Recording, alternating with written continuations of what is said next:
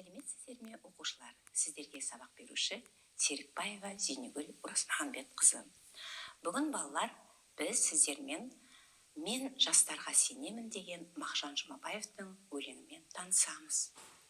Бұл сабақта сіздер Мағжан Жұмабаевтың «Мен жастарға сенемін» өлеңімен танысып, тірек сөздерді үйренесіздер, өлеңдегі негізгі ойды анықтайсыздар, теңеу сөздердің мағынасын, жасалу жолдарын үйренесіздер, жазба жұмыстарда теңеу сөздерді қолдануды үйренесіздер. Теңеу сөздер және оның жасалу жолдары дегеніміз не? Теңеу эпитет заттың, нәрсенің, құбылыстың белгісін, қасиетін, сапасын көрсететін көркемдік ұғым. Теңеу дай, дей, тай, тей жұрнақтарының жалғану арқылы жасалады. Мысалы, күндей жарқыраған, қырандай қалықтап, арыстандай айбатты, құндыз бөріктей көрінді, көктемдей күлімдеп, жұлдыздай жымыңдап, ұршықтай айналған. Енді осы сабақты өту барысында сіздер мынадай жаңа сөздермен танысасыздар. Осы жаңа сөздерді оқушылар сіздер қазақ тілінің төл дыбыстарын дұрыстап айтып үйреніп керек. Айбынды доблестный, қайратты грозный, жастық молодость, еңбектен трудись, жалында свети, талапты требовательный, табанды стойкий, қайратты сильный, шыдамды выносливый, мүдде интерес, арыстандай как лев, жолбарыстай как тигр, қырандай как орел.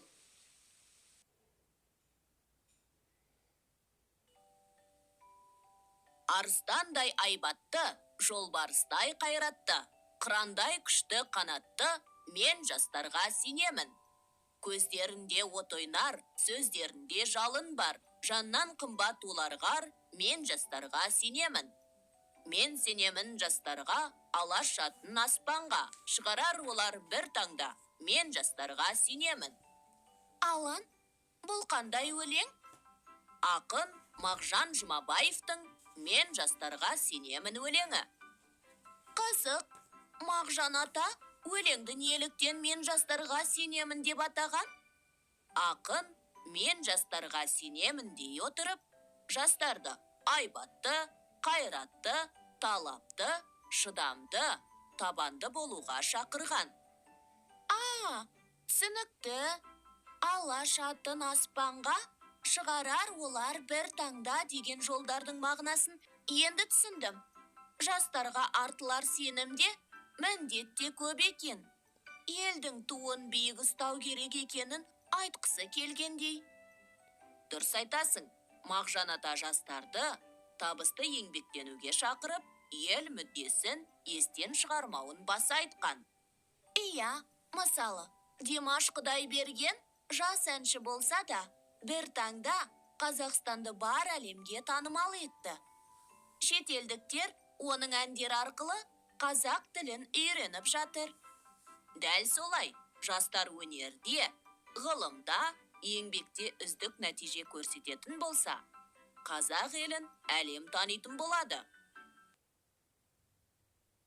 Енді оқушылар көрсетілген видео арқылы өлеңді мұқият тыңдап, негізгі ойды анықтаңыздар. Ол үшін мына дескрипторға назар аударыңыздар.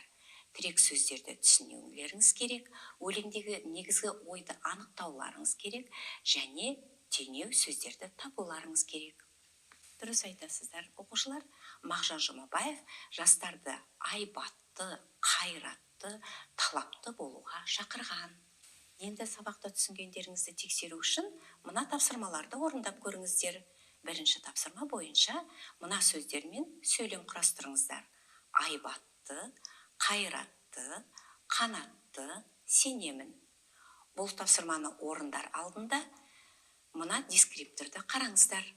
Сөйлемдегі сөз тәртібі сақталу қажет. Сөйлем мағынасы өлең мазмұнымен байланыстырылу қажет, және теңеу сөздердің мағынасын ашыңыздар.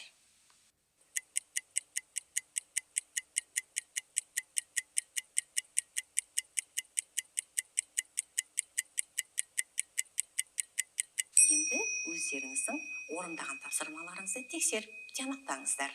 Дұрыс болса, оқушылар, ол өте жақсы. Енді білімдеріңізді тексеру үшін екінші тапсырманы орындап көрейік. Мағжан Жұмабаев өлеңде қандай теңеу сөздерді қолданған? Мына сызбаны толтырыңыздар. Ол үшін дескриптивті қараңыздар. Теңеу сөздерді танисыздар, сөйлем мағынасын өлең мазмұнымен байланыстырасыздар және теңеу сөздердің мағынасын ашасыздар.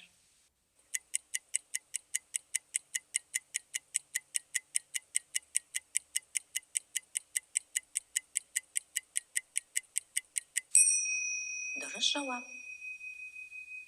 Алып күшті аң патшасы арыстанға теңеген. Қайратты жолбарысқа және мықты қанатты қыран құстарға жастарды теңеген екен. Жақсы оқушылар, білімдеріңізді тағы бір сынап көрсек қалай болады? Үшінші тапсырманы орындайық. Сөйлемдердегі қандай сөздер түсіп қалған? Толықтырыңыздар.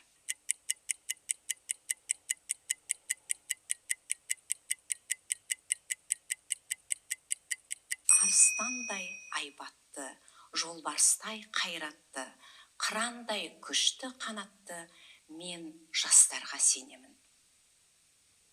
Қандай керемет сөздер. Енді оқушылар, бүгінгі сабақты жақсы меңгердіңіздер деп ойлаймын, және үй тапсырмасына назар аударайық. Мағжан Жұмабаевтың «Мен жастарға сенемін» өлеңін оқып, тірек сөздерді пайдаланып, шығарманың мазмұнын жазыңыздар. Оқушылар, сабақты жақсы оқыңыздар, талаптаныңыздар. Қош, сау болыңыздар.